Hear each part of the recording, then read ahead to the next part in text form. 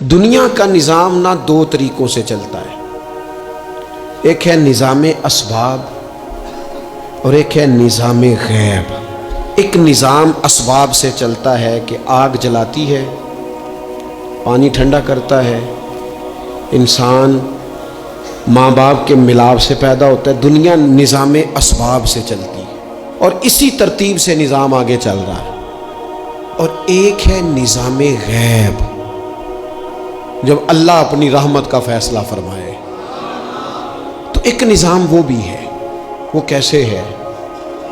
آگ جلاتی ہے، لیکن جب رب چاہے نا تو حضرت ابراہیم کے لیے ٹھنڈی ہو جاتی ہے۔ یہ کیا ہے؟ یہ نظام غیب ہے۔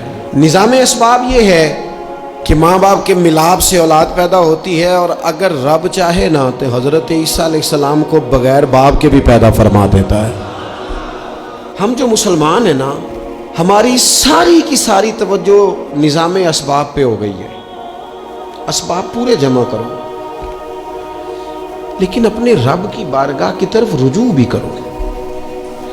کئی دفعہ نا اسباب سارے بندے کے ہاتھ سے چھوٹ جاتے ہیں، پھر اسے ضرورت ہوتی ہے دست غیب کی، اللہ اس کی مدد کرے۔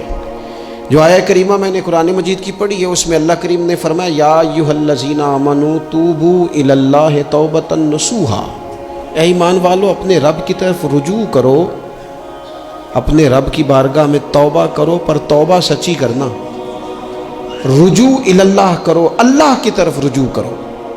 بعض اوقات سارے نظام ختم ہو جاتے ہیں، نظام اسباب، اس وقت ضرورت ہوتی ہے رجوع الی اللہ کی، کہ نظام غیب آئے۔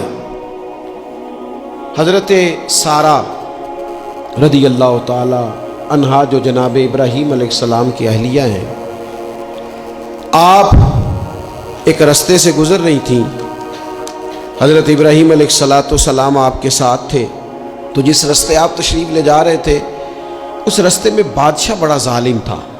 وہ معاذ اللہ تعالیٰ ثم معاذ اللہ عورتوں کو گرفتار کر لیتا اور اپنی بدباطنی کا ثبوت دیتا۔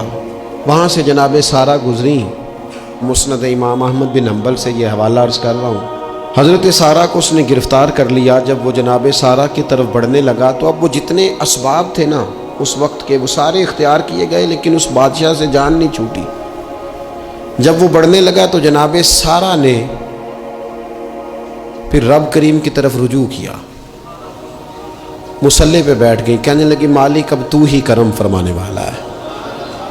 آپ نے اس درد سے دعا فرمائی کہ وہ بادشاہ زمین پر بے ہوش ہو کے گرا اور تڑپنے لگا، قریب تھا کہ وہ مر جائے۔ تو حضرت سارہ پھر مصلی پہ بیٹھی اور اپنے مالک کی بارگاہ میں عرض کرنے لگی مالک اگر یہ مر گیا تو مجھ پہ الزام آئے گا کہ میں نے مارا ہے، اسے مارنا بے ہوش ہی فرما۔ وہ بے ہوش ہو گیا، تھوڑی دیر کے بعد ہوش آیا تو پھر آپ کی طرف بڑھنے لگا، تو آپ نے پھر اللہ کی جانب رجوع کیا۔ جب دوبارہ رب کریم کی جانب رجوع کیا تو پھر وہ بے ہوش ہوا۔ کئی دفعہ وہ کوشش کرتا، لیکن آپ جب اپنے مالک کی بارگاہ میں ہاتھ اٹھاتی تو بے ہوش ہو کے گر پڑتا۔ بالآخر آپ سے معافی بھی مانگی، آپ کو آزاد بھی کیا۔ ایک وقت ایسا آتا ہے جب سارے اسباب جواب دے جاتے ہیں۔ ہم مسلمان ملک میں رہتے ہیں، کچھ باتیں بڑی خوب ہیں۔ میں نے دیکھا ہے کہ ڈاکٹر جب سمجھ آتا ہے نا کہ رپورٹس، ادویات، ٹیسٹ اب اس نتیجے پہ پہنچ گئے ہیں کہ شاید یہ مریض بچے گا نہ، تو چونکہ مسلمان ملک ہے تو میرے وطن کے ڈاکٹر ایک خوبصورت جملہ بولتے ہیں، مجھے بڑا پسند ہے۔ وہ یہ نہیں کہتے اب کچھ نہیں ہو سکتا، وہ کہتے ہیں آپ دعا کریں۔ کیا مطلب؟ کہ اب رجوع الی اللہ کا وقت آ گیا ہے۔ ہمارے پاس جو شعور تھا، علم تھا، وہ ہم نے خرچ کر دیا۔ اب ٹائم ہے کہ رجوع الی اللہ کریں، آپ اللہ کی بارگاہ۔ یہ بڑا خوبصورت جملہ ہے، اچھی باتوں کا بھی تو ذکر کرنا چاہیے نا۔ یہ خوبصورت جملہ ہے کہ آپ دعا کریں۔ ایک وقت آتا ہے جب دعا کی ضرورت ہوتی ہے، دست غیب کی ضرورت ہوتی ہے۔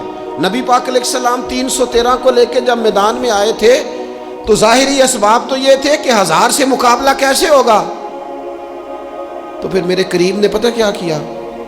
हुजूर ने फिर रब करीम की तरफ रुजू फरमाया और फिर अल्लाह की मदद फरिश्तों की सूरत में आई। ओ मेरे दोस्तों, उम्मत को ज़रूरत है इस वक्त दस्ते गैब की।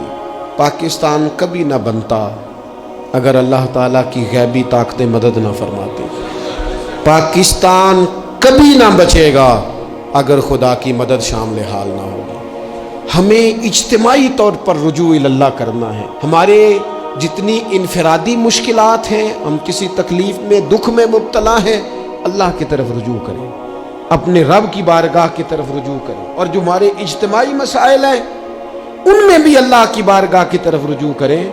जब हम ये रुजू करेंगे मालिक के हुजूर तो फिर अल्लाह हमारे लिए रास्ते वाज़े फरमाएगा।